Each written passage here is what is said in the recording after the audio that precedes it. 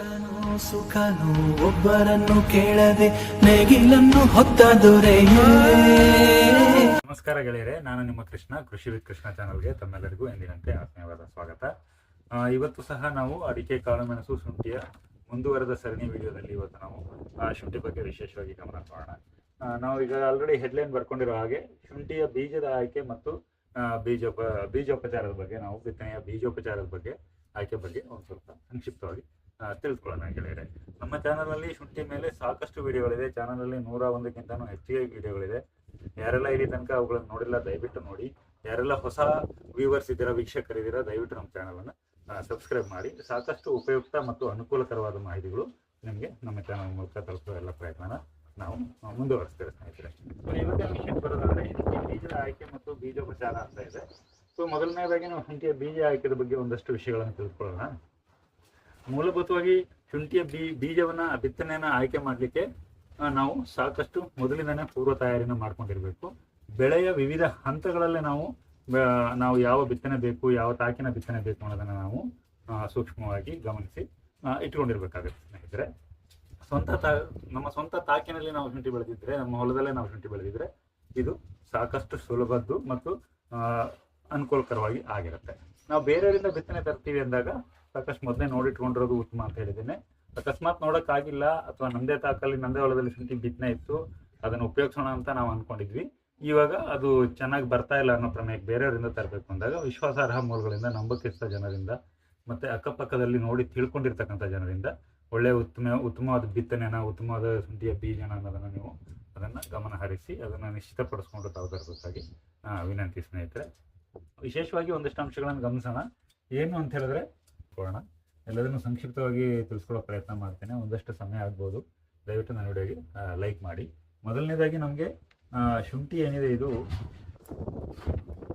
8 ತಿಂಗಳ ಕಾಲ ನಮಗೆ ನಿತ್ಯ ಇರಬೇಕು, ಬಿದ್ದೋಗಿರಬಾರ್ದು.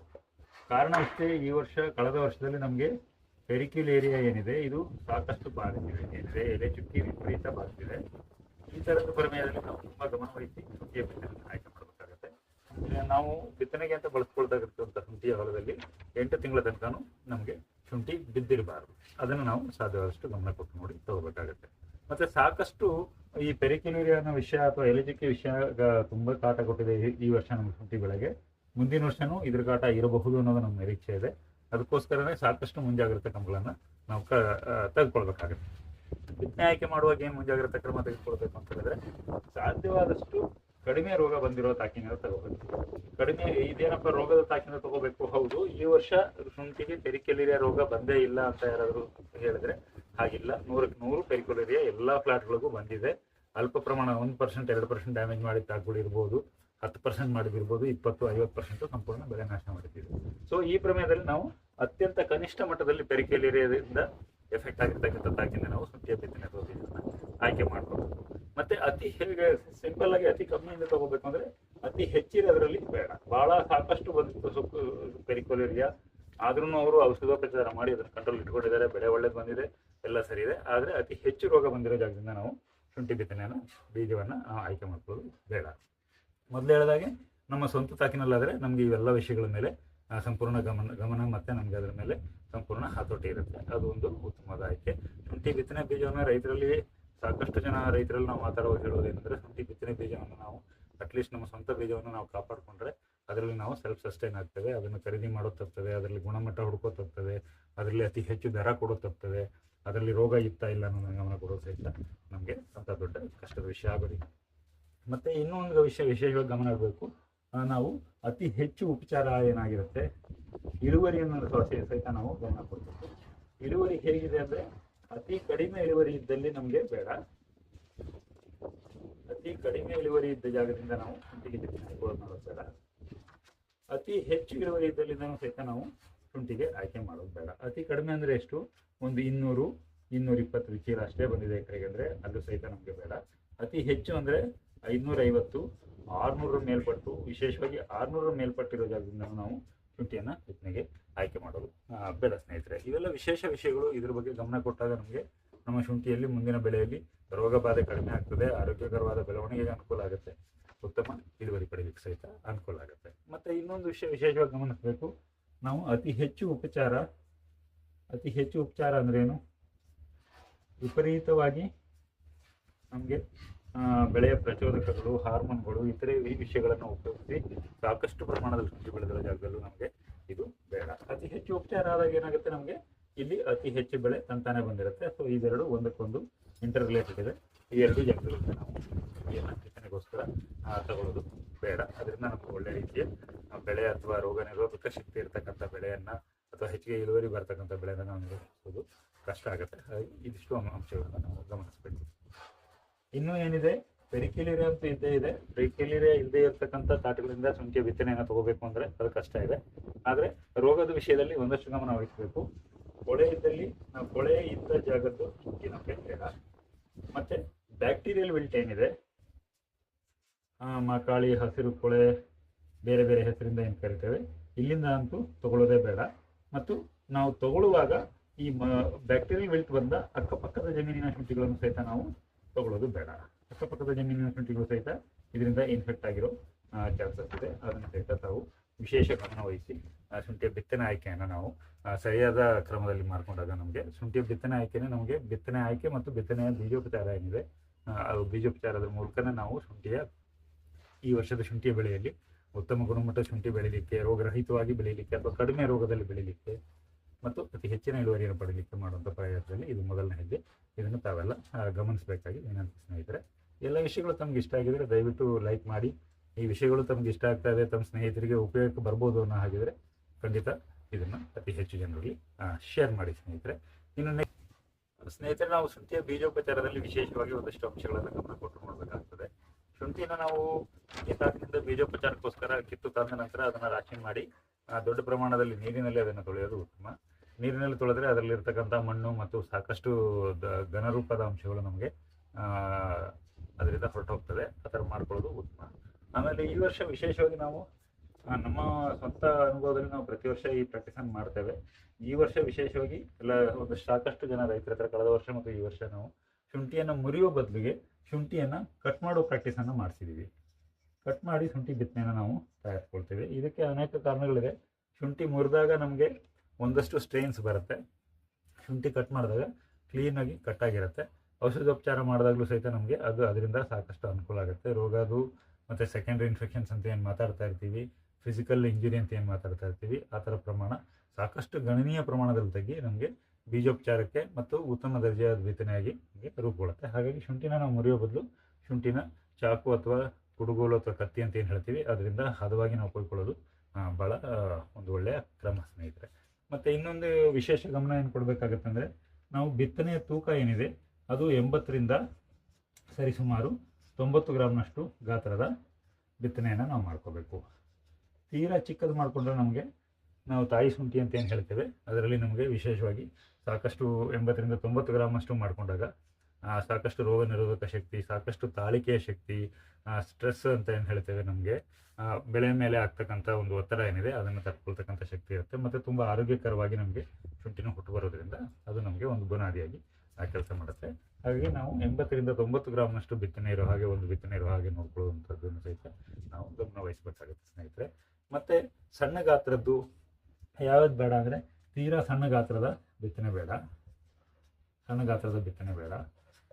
ಮತ್ತು ತಲೆ ಸುಟ್ಟಿರ್ತದೆ, ಸರಿಯಾಗಿ ಮಣ್ಣು ಹಾಕದೇ ಇದ್ದ ಕಾರಣಕ್ಕೆ ಸುಟ್ಟಿರುವ ಶುಂಠಿ ಇರ್ತದೆ, ಅದನ್ನು ನಾವು ಯಾವುದೇ ಕಾರಣಕ್ಕೂ ಬಿತ್ತನೆಗೆ ಉಪಯೋಗಿಸಬಾರ್ದು. ಮತ್ತೊಂದಷ್ಟು ಕಡೆ ಇನ್ಸೆಕ್ಟಿನ ಕಾಟದಿಂದ ಏನಿರುತ್ತೆ, ಹುಳದ ಕಾಟದಿಂದ ನಮಗೆ ರಂಧ್ರ ಆಗಿರ್ತಕ್ಕಂಥ ಶುಂಠಿಗಳಿರ್ತದೆ, ರಂಧ್ರ ಆದ ಶುಂಠಿ ಇರ್ತದೆ, ಅದನ್ನು ಸಹಿತ ನಾವು ಉಪಯೋಗಿಸೋದು ಬೇಡ ಸ್ನೇಹಿತರೆ. ಇದರಿಂದ ನಮಗೆ ಬೇರೆ ಬೇರೆ ರೀತಿಯ ಸಮಸ್ಯೆಗಳಾಗ್ತದೆ. ನಿಮ್ಗೆ ಹೇಳ್ದಂಗೆ ಸೆಕೆಂಡ್ರಿ ಇನ್ಫೆಕ್ಷನ್ನು, ಫಿಸಿಕಲ್ ಡ್ಯಾಮೇಜ್ ಆಗಿರುತ್ತೆ. ಆ ಕಾರಣಕ್ಕೆ ನಮಗೆ ಫಂಗಸ್ಸು, ಬ್ಯಾಕ್ಟೀರಿಯಾ ಮತ್ತೊಂದು ಇನ್ನೊಂದು ತುಂಬ ಸುಲಭಕ್ಕೆ ನಮಗೆ ಶುಂಠಿಗೆ ರೋಗ ತುತ್ತು ಮಾಡಲಿಕ್ಕೆ ಅದು ಕಾರಣ ಆಗುತ್ತೆ. ಆ ಎಲ್ಲ ಕಾರಣಗಳಿಂದ ಈ ಥರ ಇರೋದು ಬೇಡ. ಮತ್ತು ನೆಮಟೋಡ್ ಫ್ರೀ ಇರತಕ್ಕಂಥ ಬಿತ್ತನೆಗಳನ್ನೇ ಉಪಯೋಗಿಸಬೇಕು.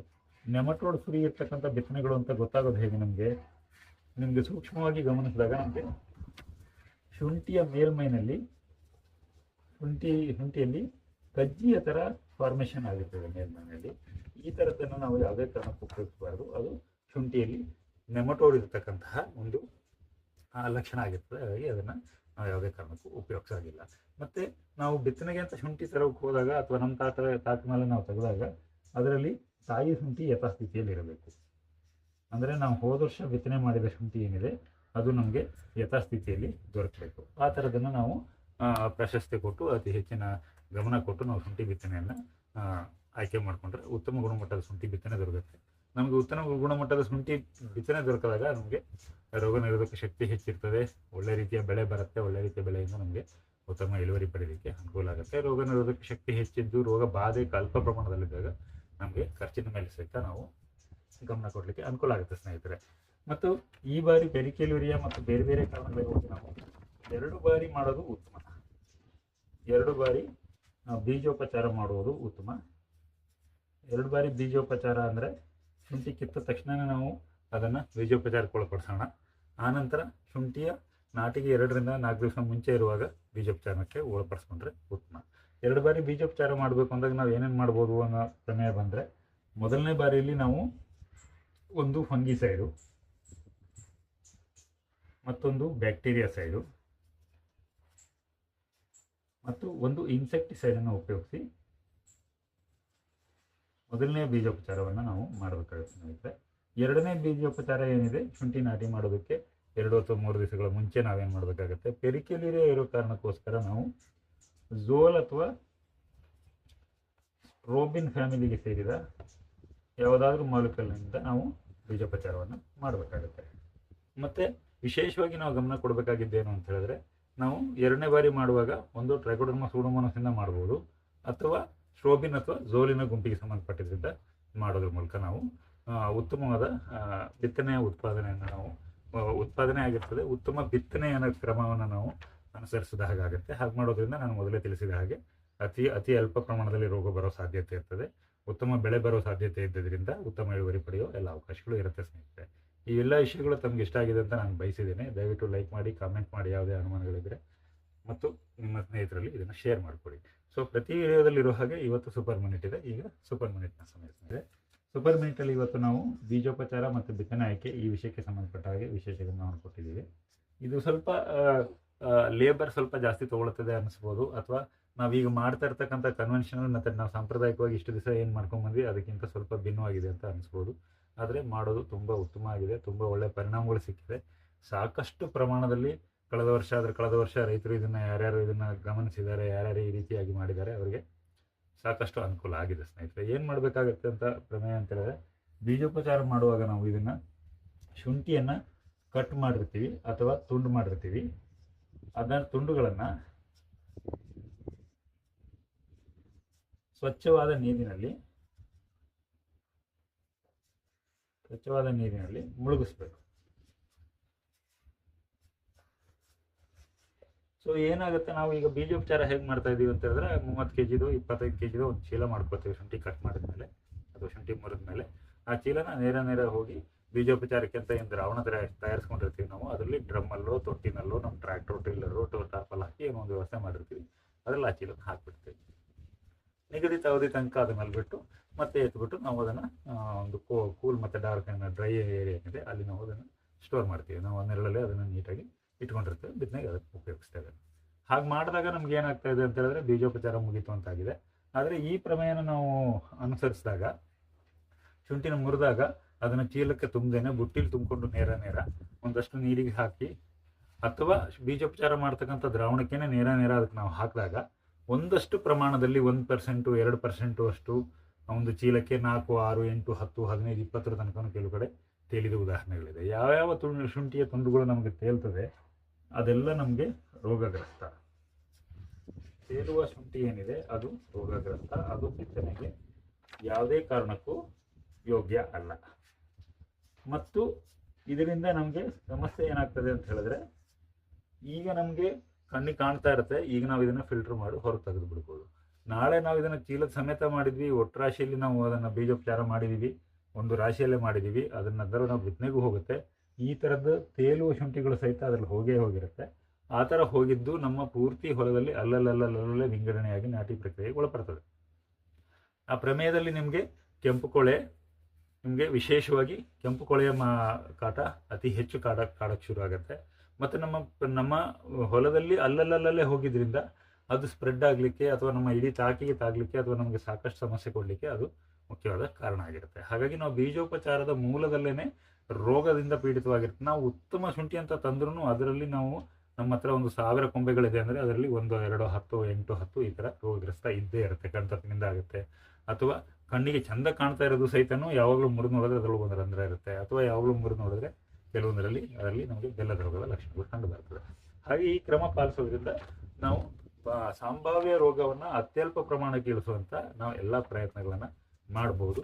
ಮೊದಲೇ ನಾನು ತಿಳಿಸಿದ ಹಾಗೆ ಇದರಲ್ಲಿ ಒಂದಷ್ಟು ಮಾನವ ಶ್ರಮ ಹೆಚ್ಚಾಗುವ ಅವಕಾಶ ಇದೆ. ಅದನ್ನು ಗಮನದಲ್ಲಿಟ್ಟುಕೊಂಡು ಈ ಕ್ರಮ ಅನುಸರಿಸುವ ಮೂಲಕ ಉತ್ತಮ ರೀತಿಯ ಶುಂಠಿ ಬಿತ್ತನೆಯನ್ನು ನಾವು ಬಿತ್ತನೆ ಮತ್ತು ಬೀಜೋಪಚಾರವನ್ನು ಮಾಡೋದ್ರ ಮೂಲಕ ಒಳ್ಳೆ ಬೆಳೆಯನ್ನು ಬೆಳೆಯುವ ಪ್ರಯತ್ನವನ್ನು ಮಾಡೋಣ ಸ್ನೇಹಿತರೆ. ಅಷ್ಟೆಲ್ಲ ವಿಷಯಗಳನ್ನು ತಿಳಿಸ್ತಾ ಇದು ನಿಮ್ಮ ಕೃಷ್ಣ, ಕೃಷಿ ವಿತ್ ಕೃಷ್ಣ ಚಾನಲ್ನಿಂದ ಸಂಘ. ನಮಸ್ಕಾರ.